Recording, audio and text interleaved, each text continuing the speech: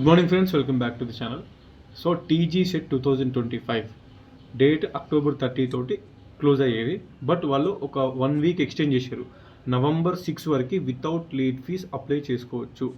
Okay, so Telangana government ఎప్పుడు conduct చేస్తుందో set తెలియదు. ఎవ్రీ ఇయర్ అయితే రాదు. మనకు నెట్ అంటే 6 monthsకి ఒకసారి పక్కా వస్తుంది. అది సెంట్రల్ వైడ్ కాంపిటీషన్, అది క్వాలిఫై అవ్వడం కష్టం కంపేర్ టు సెట్.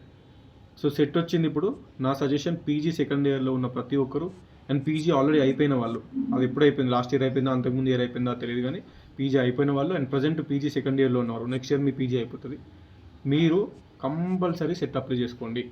1500 అప్లికేషన్ ఉంది బీసీలకి, ఎస్సీ ఎస్టీకి 1000 రూపాయల అప్లికేషన్ ఉంది, ఓసీకి 2000 అప్లికేషన్ ఉంది. ఉంటుండని ఆ డబ్బులు పోతే పోనీ, కానీ మళ్ళీ సెట్ మళ్ళీ రాదు కదా. సో ఆలోచించండి. ఒక గెస్ట్ ఫ్యాకల్టీ, ఒక కాంట్రాక్ట్ బేస్డ్ టీచర్ లాగా నువ్వు ఏదైనా గవర్నమెంట్ కాలేజీలకు వెళ్ళాలన్నా కూడా సెట్ కంపల్సరీ కావాలి. సెట్ లేకపోతే అక్కడ తీసుకుంటలేరు. ఏదైనా మంచి ప్రైవేట్ కాలేజీలో ఒక 30,000 శాలరీకి నీకు ప్లేస్మెంట్ రావాలి టీచింగ్ అంటే సెట్ ఉంటేనే అక్కడ అలౌ చేస్తున్నారు. ఇంటర్వ్యూ కూడా లోపలికి రాణిస్తలేరు మంచి మంచి కాలేజీలలో. అండ్ వితౌట్ సెట్ శాలరీలు కూడా ఏమి ఇయర్ నీకు అంత, ఓన్లీ పీజీ ఉంటే అంతే ఉంటుంది.